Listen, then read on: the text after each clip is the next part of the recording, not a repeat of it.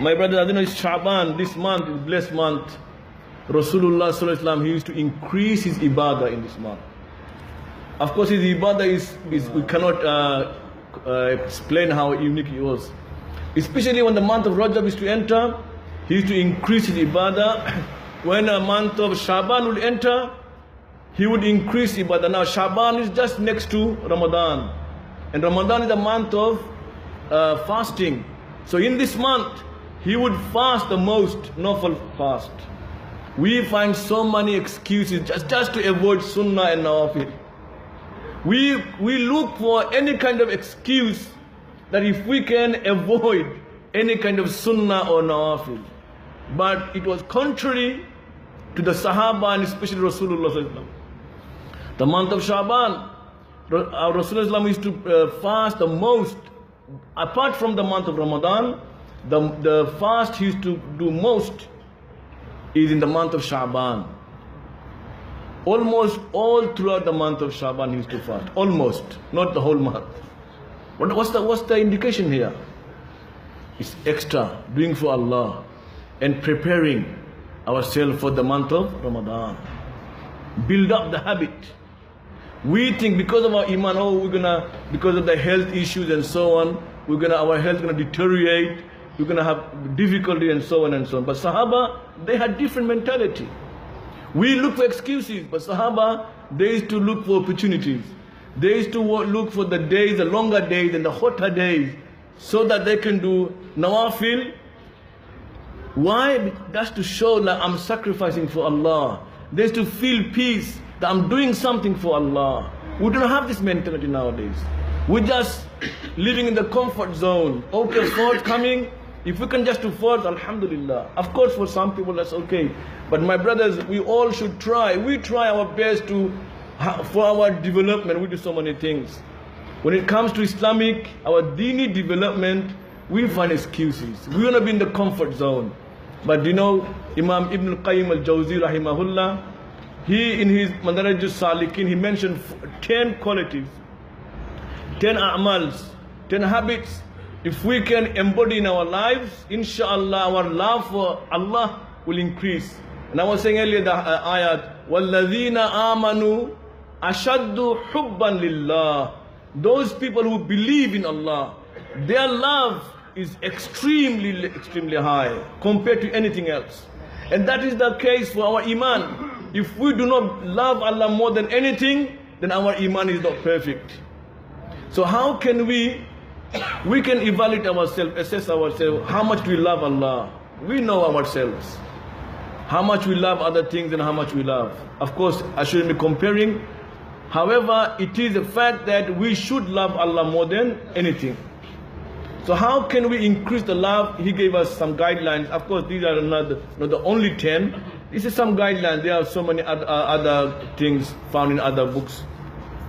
First of all, he mentioned is tilawatul Quran, reciting the book of Allah. This is the only thing which is part of Allah, you can say. It's qadim, it's eternal, it's divine. The Quran itself, the speech of Allah is divine. It's qadim, it's not hadith. And for this reason, Imam Ahmad ibn Hanbal, he endured so much torture. So we find a qadim, a divine thing in our lives, which is the Quran. Subhanallah bihamdi. So the more we show our regard, and how can we show regard to the Quran? By reciting with tajweed. And also we should understand what Allah Ta'ala is saying. And that's a sign that we love Him. Because we love Him, we are reading His book. Because we love Him, we are trying to understand what He's trying to tell us. And most importantly, we want to practice what is mentioned in the Holy Quran. Then what's the use just reading and just understanding if you don't follow? So a person who recites the Holy Quran tries to understand and practice on the haram and halal, does the halal and avoid the haram, then his love for Allah will increase. The more we do it, the more love for Allah will increase, inshallah. Secondly, nawafil. Nowadays, like I said earlier, we find excuses how to avoid nawafil and sunnah. The month of Ramadan coming, and this discussion arises every time. 20 rakat or 8 rakat. Of course, this is my personal opinion. Because it's not force, the more you do is better for you. Now, if you do 8, you get the sawab of 8 rakat. If you do 20 rakat, you get the sawab of 20 rakat. And this is the ijma of the ummah. We see, which is very clear like daylight, even in the Haramain until now, from the time of Umar radiallahu anhu, people have been praying 20 rakat. So which is better in the month of Ramadan, praying 20 or 8? In terms of the calculation, the sawab. If you do one nafal, you get sawab of 1 fard. Just based on this calculation, if you pray 20 rakat, how many fard we making? 20. My brother, in day of judgment, okay, some brother maybe they're confident they will get away so easily, but when Allah take hisab, it's not gonna be easy. When Allah take hisab, there's a hadith, it's gonna be very hard. We cannot get away from Allah Ta'ala. Even in the salat we have done, can we claim that 100% is accurate? Can we say our heart and mind and our body and soul was 100% in the salat? Well, how can you answer this question about this hadith? La salata illa bi khushu'il qalb. La salata illa bi huduril qalb. This salat is not salat if the heart is not present. Can we say with 100% guarantee, with confidence, that my heart was always present in front of Allah subhanahu wa ta'ala? No. So my brothers, the more we do nawafil, it is a sign that we love Allah. We love Allah. The more we do extra nawafil salat, and according to Hadith Qudsi, we know the Sahih Bukhari, that my servant, they come so close to me by performing act of nawafil, that until I start loving them. When I love them, their hand becomes my hand. It's metaphorical meaning. But the thing is, my point is that Allah loved them so much. Allah Ta'ala is saying Himself, their hand becomes my hand, subhanAllah. So one way of gaining Allah's love, increasing Allah's love and getting His nearness, His qurbat, is doing extra work for Him, going extra mile for Allah. We go extra mile for our companies, our businesses, our managers and so on and so on. But are we going the extra mile for Allah subhanahu wa ta'ala? And going the extra mile for Allah ta'ala is doing extra nawafil. The more we do nawafil, our love for Allah ta'ala will increase. Then third is zikrullah. Ya ayyuhalladhina amanu zkurullaha zikran kaseera. Allah ta'ala is saying clearly, all believers, remember Allah excessively. So and there is a saying, man ahabba shay'an akthara zikra. If a person loves something or someone, he increases the remembrance of that thing or that person. That's natural. The more we talk about someone, it shows the more we love that person. So the more we do zikr of Allah, it is a sign that more we love Allah subhanahu wa ta'ala. So we should increase our zikr of Allah, the azkar. Now azkar is different from the tasbihat. Anything that makes us remember Allah ta'ala is also a zikr.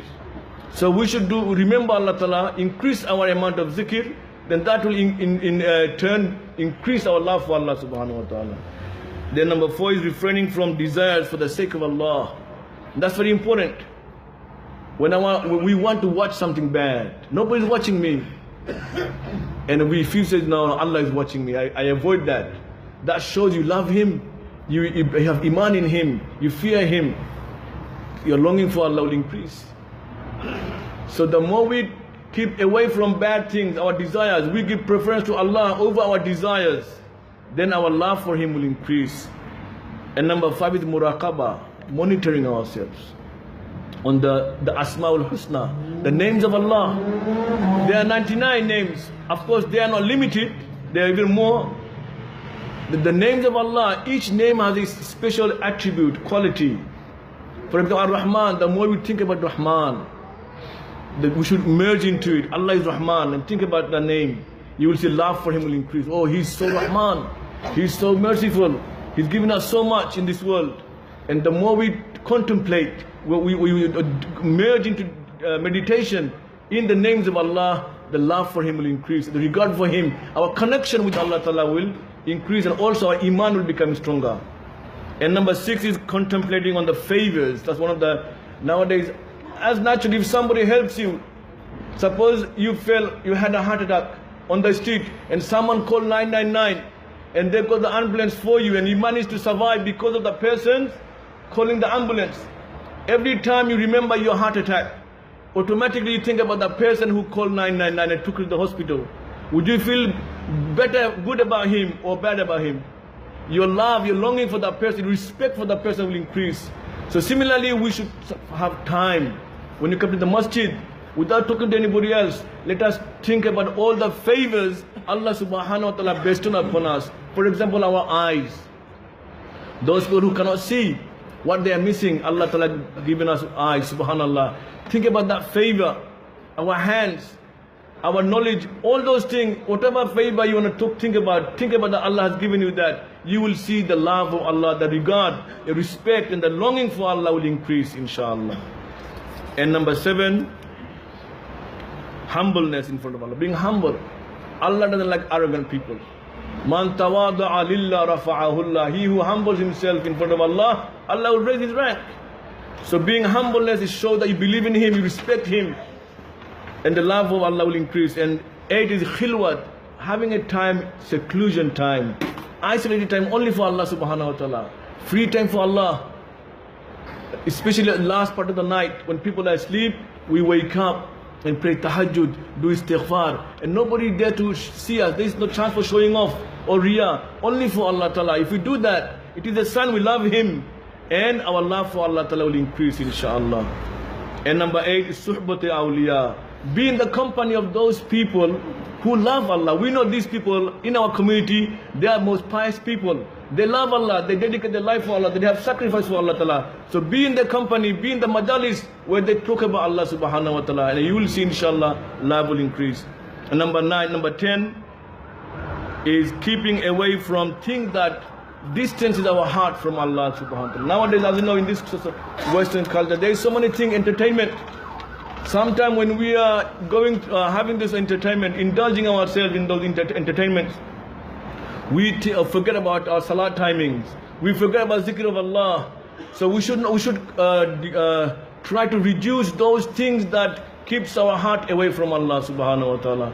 And if we do that, then we can occupy our heart in the love of and remembrance of Allah subhanahu wa ta'ala. In this way, if we can follow these 10 simple tasks, inshallah, we should see how much we have regarding these 10 tasks, 10 amals. The more we can increase on them, inshallah, our love will increase. And when the month of Ramadan is the best time now, when Ramadan is approaching now, let us prepare, let us use these 10 ways and improve ourselves for the love of Allah Ta'ala. When the month of Ramadan come, even though it's going to be June, longest day in this country, that the fast which is so hard, inshallah, because of it doing out of love of Allah, if our love increases, then this hard task will become easy for us. We'll feel good that we are doing something for Allah.